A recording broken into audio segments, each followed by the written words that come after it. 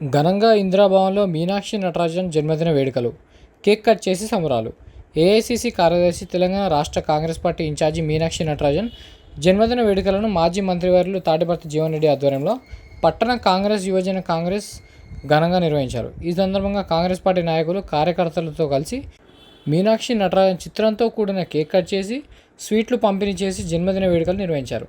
అనంతరం మాజీ మంత్రివర్యులు తాటిపర్తి జీవన్ రెడ్డి మాట్లాడుతూ, అఖిల భారత కాంగ్రెస్ కార్యదర్శి, తెలంగాణ ఇన్ఛార్జిగా క్షేత్రస్థాయిలో పార్టీ బలోపేతమే ధ్యేయంగా పనిచేస్తున్నారు. రాహుల్ గాంధీని ప్రధానిగా చేయడమే లక్ష్యంగా పనిచేస్తున్నారు. 10 ఏళ్లు బీఆర్ఎస్ అరాచకాలను ఎదిరించి నిలిచిన కాంగ్రెస్ పార్టీ కార్యకర్తలకు తగిన గుర్తింపు ఇస్తామని కార్యకర్తల్లో భరోసా నింపారు. దేశంలో ఏ రాష్ట్రంలో కూడా అమలు చేయని సంక్షేమ పథకాలు తెలంగాణలో అమలు చేస్తున్నారు. మహిళలకు ఉచిత రవాణా, 500కి గ్యాస్ సిలిండర్, ప్రతి క్వింటాల్పై 500 బోనస్, రైతు భరోసా వంటి సంక్షేమ పథకాలతో తెలంగాణ రాష్ట్రం దేశానికి ఆదర్శం.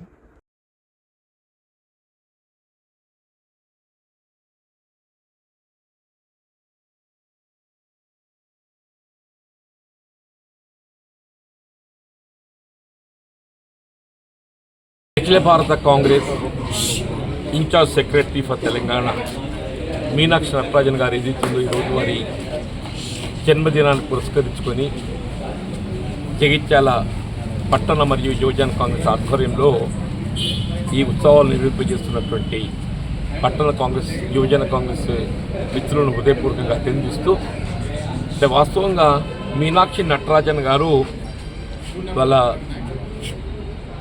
పార్టీ కమిట్మెంట్కు ఆమెను మనం ఉదాహరణగా భావించవచ్చండి.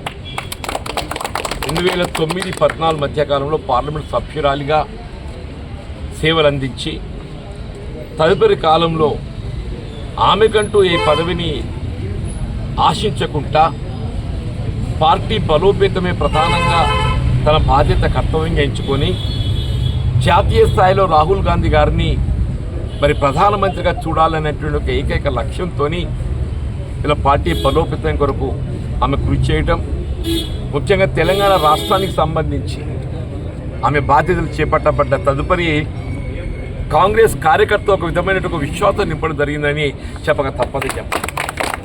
ఇక్కడ ఏ రాజకీయ పార్టీ కానీ వీళ్ళ కార్యకర్తలే ప్రధానంగా ఆ పార్టీకి ఒక విధంగా ఆయువు పట్టు అని చెప్పండి. మరి తెలంగాణ రాష్ట్రంలో కాంగ్రెస్ పార్టీ ప్రభుత్వం అధికారం రావటానికి కొరకు గత దశాబ్ద కాలం కృషి చేసి, ఆనాటి టీఆర్ఎస్ ప్రభుత్వ దౌర్జన్యాలను ఎదిరించి ఇవాళ రాష్ట్రంలో ఒక ప్రభుత్వాన్ని అధికారాన్ని తెచ్చుకోవటం, ఈ అధికారానికి వచ్చినటువంటి ఒక ఈ 18-20 మాసాల కాలంలో మనం గమనించినట్టయితే మొత్తం దేశంలో ఎక్కడ ఏ రాష్ట్రంలో కూడా అమలు చేయలేనటువంటి కార్యక్రమాలన్నీ కూడా తెలంగాణ రాష్ట్రంలో అమలు చేయబడుతున్నాయని చెప్పండి.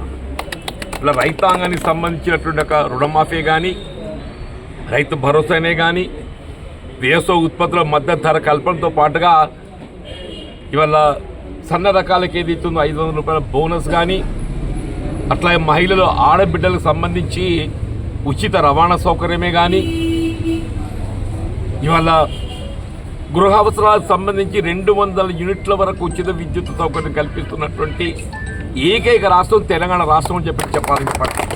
సిలిండర్ ధర ఇంతున్నా కానీ 500 రూపాయల పైబడే ఒక భారాన్ని రాష్ట్ర ప్రభుత్వం భరించే విధంగా కార్యక్రమాన్ని అమలు చేస్తుందని చెప్పంటున్నాం. అలా మొత్తం జాతీయ స్థాయిలో తెలంగాణ రాష్ట్రం ఒక ఆదర్శంగా, ఉదాహరణగా వీళ్ళ బలహీన వర్గాలకు సంబంధించిన 42% రిజర్వేషన్ రాహుల్ గాంధీ గారు ప్రధానంగా ఏది ఇస్తుందో, జిస్కి జిత్తే ఆబాదీ ఉత్తే హిస్సేదారి అనే ఒక నినాదంతో అన్న కామారెడ్డి డిక్లరేషన్ 42% రిజర్వేషన్ కల్పించాలని సంకల్పించడం, ఇలా తెలంగాణ రాష్ట్రంలో కులగణన చేపట్టబడటంతో పాటుగా ఇలా మొన్నటి శాసనసభ, శాసన మండలి ఏదైతుందో వివిధ రాజకీయ పార్టీలందరినీ కూడా వీళ్ళ ఏకాభిప్రాయంతో 42% రిజర్వేషన్ అమలుకి ఏదైతుందో మరి ఏకగ్రీవంగా తీర్మానం ఆమోదింప చేయబడి మరి కేంద్రాన్ని నివేదించడం, ఇలా కేంద్రం కొంత నాణ్యవేత ధోరణిని అవలంబిస్తున్నప్పటికీ కూడా 42% రిజర్వేషన్ అమలు చేయటం వీళ్ళ ప్రభుత్వ ధ్యేయం లక్ష్యంగా ఎంచుకుందని చెప్పండి. రేపు రాబోయే స్థానిక సంస్థల ఎన్నికల్లో 42% రిజర్వేషన్తో ఎన్నికలు నిర్వహించబడటమే కాకుండా రాబోయే కాలంలో విద్యా ఉద్యోగాలలో కూడా 42% రిజర్వేషన్ అమలు చేయడం ఏక లక్ష్యంగా కాంగ్రెస్ పార్టీ ముందు పోతుందని చెప్పండి. ఇవన్నింటికి ఇవాళ మీనాక్షి నటరాజన్ గారు అనునిత్యం ప్రత్యక్షంగా పర్యవేక్షిస్తూ ప్రభుత్వం అమలు చేసి తలపెట్టిన కార్యక్రమాలన్నీ కూడా అమల్లో ఏదైతుందో ఏ విధమైనటువంటి లోటుపాట్లు లేకుండా అన్నీ కూడా మరి గ్రౌండ్ లెవెల్లో అమలు చేయబడే విధంగా మీనాక్షి నటరాజన్ గారు ఏదైతుందో వారిని పర్యవేక్షిస్తూ వీళ్ళ కాంగ్రెస్ కార్యకర్తలకు అందరికీ ఒక ఆత్మస్థైర్య మనోనిబ్బరాన్ని నింపినటువంటి నాయకురాలు మీనాక్షి నటరాజన్ గారు చెప్పంటున్నారు. వారు స్వయంగా పేర్కొన్నారు. ఇవాళ వీళ్ళ పార్టీ బలోపేతం వరకు పార్టీలో ఎవరైనా ముందుకు రావచ్చు, చేరొచ్చు.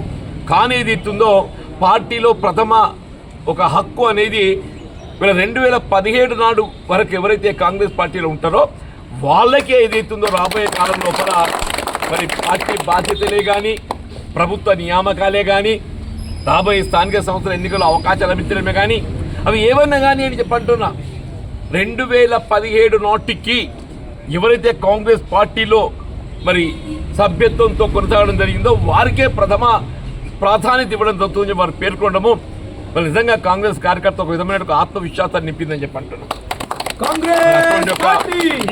మీనాక్షి నటరాజు గారు మరి నిండు నూరేళ్లు ఆయురారోగ్యాలతో మరి పూర్తి 100 సంవత్సరాలు పూర్తి చేసుకుంటూ కాంగ్రెస్ పార్టీ వాళ్ళ జాతీయ స్థాయిలో మళ్ళీ తిరిగి ఇందిరాగాంధీ గారు ప్రధానమంత్రిగా ఆనాడు ఏ విధంగానైతే జాతీయ స్థాయిలో కాంగ్రెస్ పార్టీ యొక్క జెండా రెపరెపలాడింపజేసిందో ఇలా మీనాక్షి నటరాజన్ గారు రాహుల్ గాంధీ గారి యొక్క నాయకత్వంలో వీళ్ళు రాబోయే కాలంలో రాహుల్ గాంధీని ప్రధానమంత్రిగా చూడటమే మా అందరి ఏకైక లక్ష్యంగా ఏది ఇస్తుందో అందరం కలిసికట్ట కృషి చేయాలని చెప్పి కోరుతూ సెలవు తీసుకుంటూ జై హింద్.